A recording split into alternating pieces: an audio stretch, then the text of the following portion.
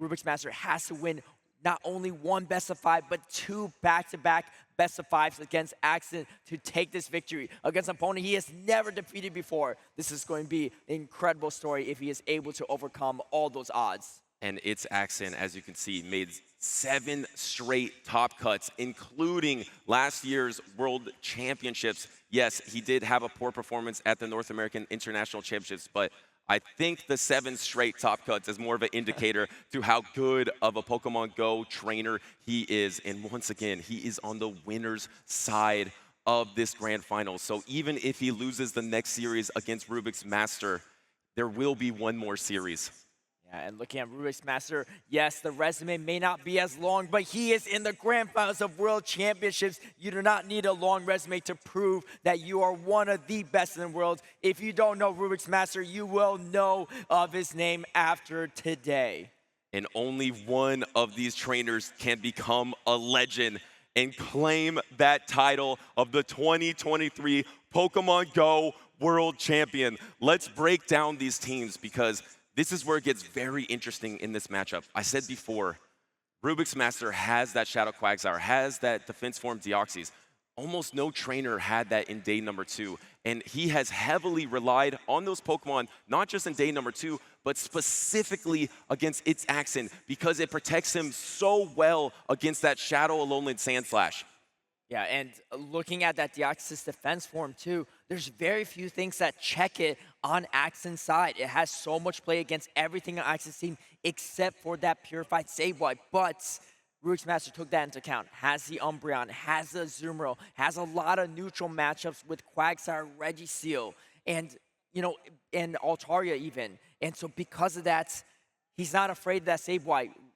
ItsAXN has to play a bigger gamble by bringing the Sableye to check that Deoxys defense, which frees up a lot of matchups for Rubik's Master when he brings that Deoxys defense. We are locked into game number 1 of the grand finals between ItsAXN and Rubik's Master. ItsAXN leading the Lantern. This is a very smart lead because it's so neutral against Rubik's Master's team besides that Shadow Quagsire. As we peek at the backline, it's looking fairly neutral. You just don't want to face that knocked out into the Registeel of Rubik's Master. Yeah, you see the quick Psycho Boost. I think Rubik's Master is going to dip out. Switch advantage is pretty important, but actually bringing in the Umbreon, this is going to set up ItsAXN really nicely because ItsAXN knows that now you have a chance to lock in that Sableye into that Deoxys defense.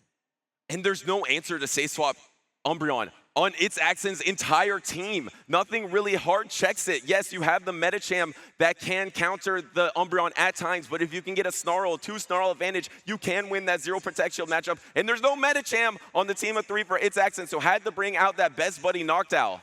Yeah, and actually, I keep forgetting this, but Rubik's Master bring that spicy moveset of Psychic on his Umbreon, which really hasn't come into play too much, but it is a nice opportunity to potentially get a debuff against certain matchups. Yeah, maybe that could be useful in certain matchups just to get that debuff, but otherwise you're almost always going to be going foul play here because you don't really want to touch that Psychic because it's not same type attack bonus, but imagine a play where you go for the Psychic into a Protect Shield and get that defense drop, and now this Umbreon is in a tough position.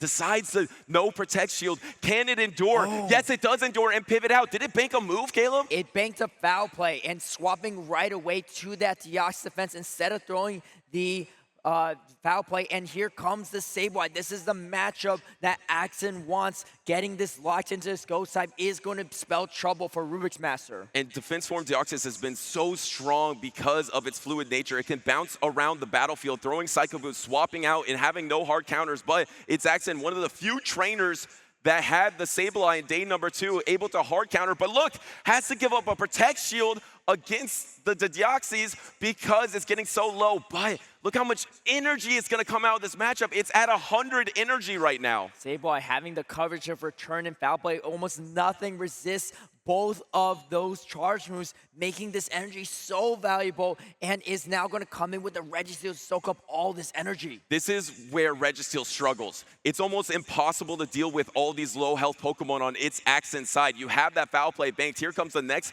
foul play into the Registeel. No Protect Shield onto this one. The Registeel is going to have to completely sweep the back line. And no, there is no combo play. But no you can't lock on down This Oh, Sableye, here it there comes. comes. And no, Oh. the Shadow Claw registers and knocked out the Umbreon before it could use the foul play.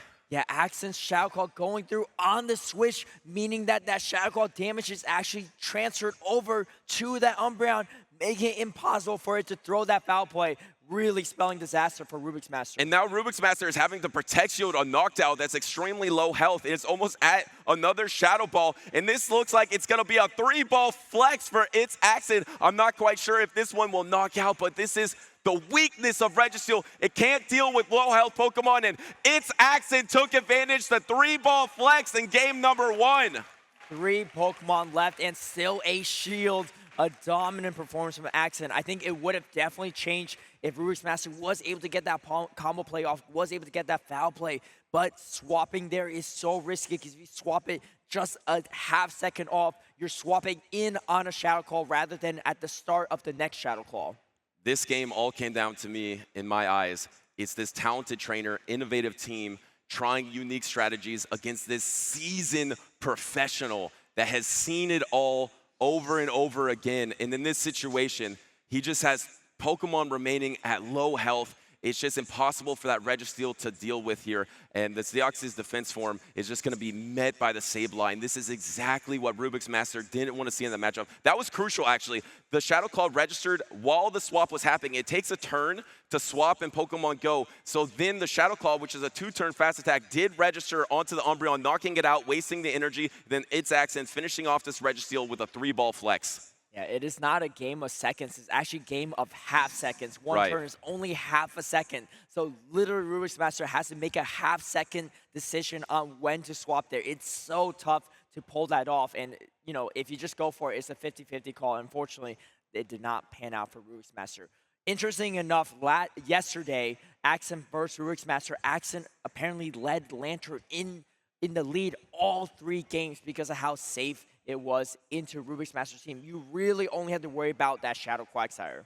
Yeah, and in this situation, it's really hard for Rubik's Master to just bounce around with that Deoxys defense force like he did in that game number 1 if Axen is going to show that he's playing Sableye. Does Axen decide to sit this Sableye in game number 2 and go with the more neutral picks? And we are locked into game number 2. Remember, this is a best-of-5 series between ItsAXN and Rubik's Master. And we have the lock-in, we have the leads. It's going to be, this is exactly what Rubik's Master has been doing all tournament long, locking in this Deoxys defense form into Metachams. Oh, and this is about to get from bad to worse. Here comes the knockdown into the Registeel. Registeel is in such a strong position. This knockdown really has nowhere to go into this team of Rubik's Master. And not only that, but the Metacham doesn't have a lot of places to go with the All-Target and a Deoxys defense form waiting for it. Yeah, this is going to be extremely tough to come out of, but ItsAXN actually already protecting the Zap Cannon, so deciding to invest in a negative matchup, maybe he's going to try to bounce around the battlefield, try to dance around a little bit, throw this Shadow Ball, and maybe get a Protect Shield. I doubt there's a Protect Shield. No Protect Shield out of Rubik's Master. I think ItsAXN is going to double down and try to pivot out. Yeah, I believe so. Going to double shield and get a lot of, save a lot of health on this knockdown, but the problem is, how do you take out the all-target and Deoxys defense with no shields remaining? Rubik's Master has so many options on taking out that Metacham, whereas Axen has very little places to go. And you actually might get the Protect Shield here with the Shadow Ball. You don't want to just let this Registeel go down if you are Rubik's Master. Do you get the Protect Shield, clutch Protect Shield to keep this Registeel around and try to get to a move? And there comes the pivot. The dance around did work, but this isn't terrible. You got a Protect Shield back, and you're so much healthier on your knockdown. Yes, but the Registeel still has energy, and Rubik's Master still has a shield remaining. I mean, the tough part for Axen is he spent both shields, is down a shield, and still doesn't have switch advantage. Usually in those situations, your odds of winning are really, really small. Losing shield advantage and switch advantage is a terrible spot to be in. And that's why Registeel has been the king of steals lately. You saw a switch into Galarian Stunfisk in this tournament and to Shadow Alolan Sandslash, but it's so strong against that knockdown, against that Altaria. Here comes the Psychic. We've seen trainers do this. Even though it is resisted, gonna go for it. Maybe try to get the defense drop, and you're not in double Ice Punch range anyway, so you need to land a Psychic, and then you need to land an Ice Punch, but I don't think you're gonna get to do so. I don't think so either. That Psychic is going to do a little bit more damage than Ice Punch, despite the fact that it's less efficient. But AXN realizing that he's not going to get to that second, that final Ice Punch is going to go for the Psychic Wow, instead. the overcharge here.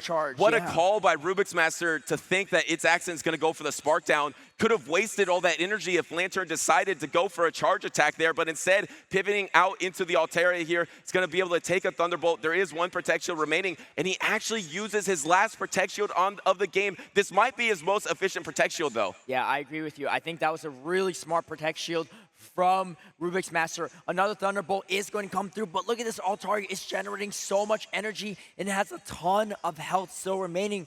And, you know, reverse situation from last game. Now Rubik's Master won with 3 Pokemon remaining still, and this Altaria is starting to chew away with the Dragon Breath, and here comes a hard-hitting Moonblast. Yeah, this is not same type attack bonus, but it does more than the Sky Attack, but it doesn't knock out the Knockdown. There is no defense drop or attack drop there. Can you go for the Shadow Ball? Decides to go for the Sky Attack instead. Actually, one Shadow Ball will do more damage than the Sky Attack here. Deciding to go for a Sky Attack, you're surely going to get knocked out soon unless you want to save this for later, but you can't. You're switch locked. So now Rubik's Master has the 3 Pokemon remaining. Yeah, I wonder if maybe he went for the Sky Attack so that the Lantern can farm a little bit of energy. You need energy for the backline matchups, but Deoxys Defense still has another Psycho Boost loaded, and Reggie still has energy. Now here's the combo play we wanted to see, and here comes the Deoxys Defense with a Psycho Boost. A 3-ball flex coming out from Rubik's Master to respond to game number 1. Right back at you with the 3 Pokemon remaining. Rubik's Master with a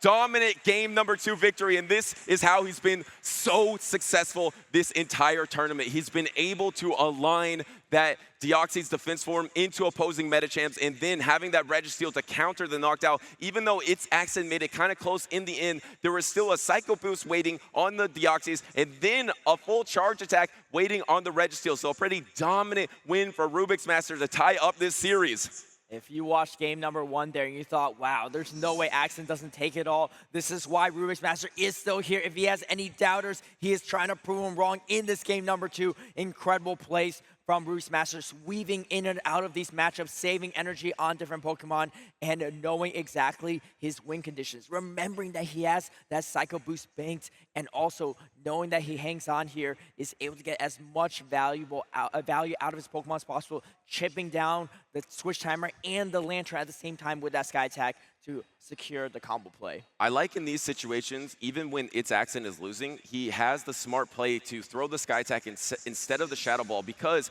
his strategy is he actually wanted to keep that Altaria around so he could get a Spark down and then maybe call a combo move on the defense form Deoxys and surf it on charge attack priority. But unfortunately, you would need double surf in that situation. But even when you have tough alignment, I love when the trainers try to do every little thing they can do to win, because that momentum often comes to be a factor in this next game that we are locked into. Game number 3 of these grand finals. And now the Metacham is led against a much better lead, the Registeel. But I don't consider Metacham a Registeel counter, but Rubik's Master does it. Actually, Safe Swaps Altaria! Yeah, not afraid of that Shadow Lone Sand Slash on AXN side. I think that's a great call, because Altaria is actually really hard for AXN to deal with on the safe swap. Bud does pivot over now to the Knockdown, and Rubik's Master really needs switch advantage in this situation to be able to flip this matchup, because you do not want that Sableye on the Deoxys defense. And I think Rubik's Master thinks it's going to be in the back, because it's one of the hardest checks to the Metacham. That Sableye is looking so strong in the back with a Protect Shield advantage. Right now, ItsAXN is up 2-1 with Protect Shields as he lands this Sky Attack. If he's able to knock out this Altaria, this Sableye is going to be so strong. Here comes the Sky Attack, and actually does devote a Protect Shield on this knockdown to try to finish off the Altaria. Let's see how Rubik's Master responds. Does he shield and spend the final shield to try to fight for this alignment? You can see AXN trying to build up to 2 Sky Attacks, and actually is going to swap over to Registeel. Switch timers are misaligned, so Rubik's Master is able to get out of that matchup a little sooner than AXN, forcing Axen to throw some of that energy, but it's still locked in this matchup. You can see Axen trying to get out of that matchup, and here finally comes that Medicham. And he banks the Shadow Ball as well. ItsAXN displaying his patience, not just to overfarm against the Altaria, but to bank up another attack as he swaps into the Medicham. And now, once again, this Registeel is in a clunky scenario because you're not going to be able to lock on down. It becomes so awkward in these situations. This is going to be a resisted Psychic, so it's not going to be doing that much. Can you get the counter down before the Focus Blast is available? The Focus Blast is going to be coming up first. Yeah, I think this is going to be a huge Focus Blast. Axen lets it go. This is huge because now Rubik's Master has switch advantage. The real question is he going to read that Axen has a Sableye? And Axen shows the Sableye. This is huge for Rubik's Master. Yes, Sableye with energy is useful, but now he knows that he needs to take out the Sableye with the Altaria to have a chance. But here's the thing. You can call in the swap! Catching a foul play on a Deoxys defense.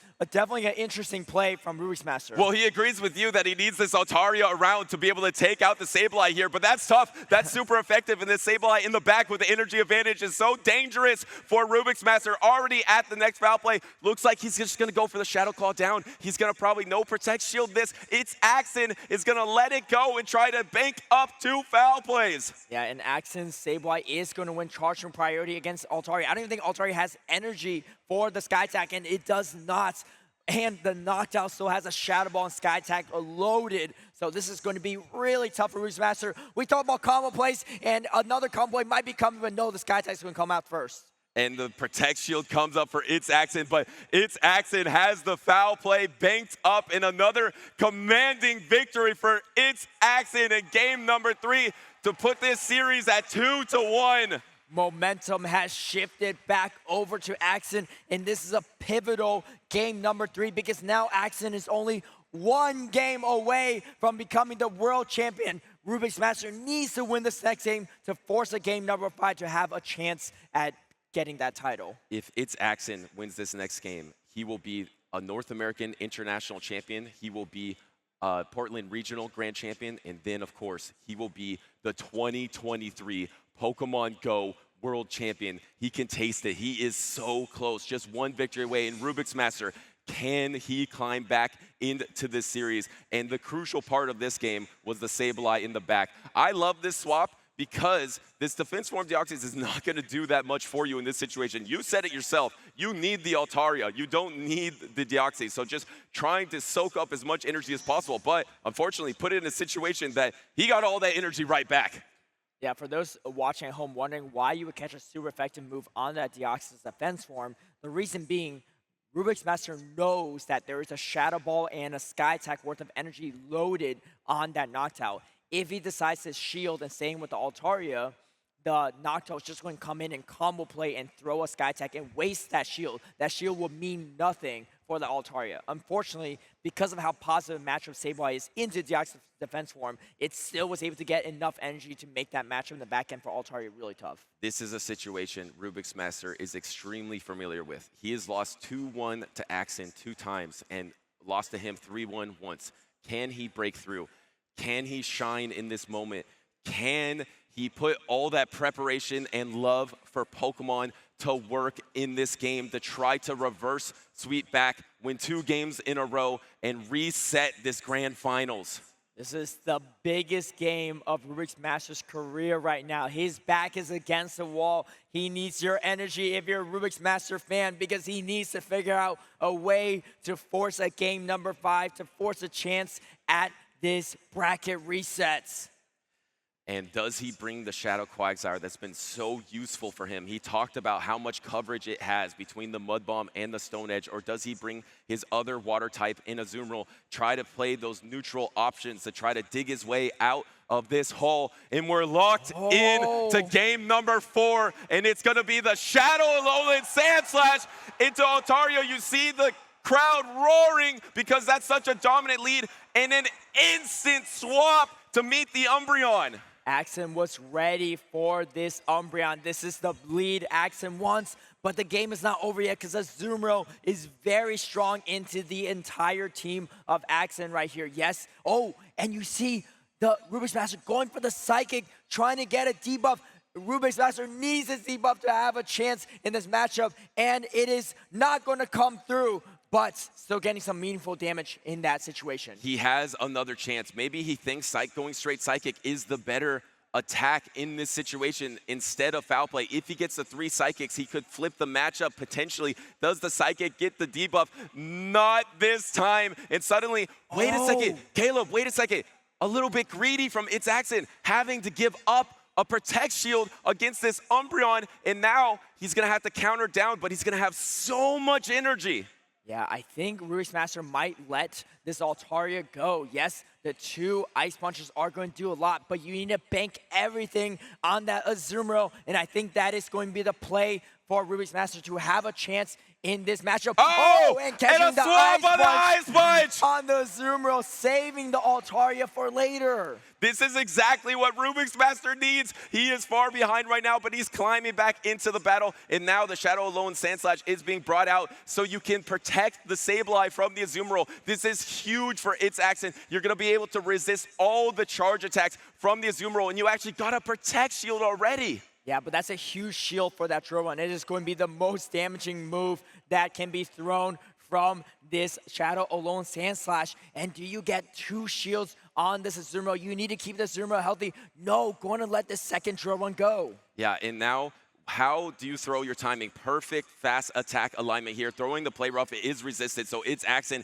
is going to go ahead and no Protect Shield this situation. If you get the Azumarill low, you can even Shadow Claw down. I believe the Metachamp has a little bit of energy, but probably can't get to an attack. Here comes the Drone, getting the last Protect Shield of the game from Rubik's Master. Rubik's Master is banking everything on this Azumarill, but the Altaria is still in the back and actually going to throw the double resisted Ice Beam. This is going to chip it out. I don't think it's enough to knock out the Lone Sandslash, but you might put it in bubble range for a farm down. Or Dragon Breath range. No, the swap. No, swapping in with the Sableye. This is going to be a really tough position for AXN. AXN is going to shield. The question is, can this Altaria get to a Moonblast in time to take out this Sableye? Oh, it doesn't have much energy. It's going to be a race to charge attacks here. And look, it's going to be the return that's going to be able to land on this Altaria for ItsAXN and knock out this Altaria. There's only some health left on the Azumarill,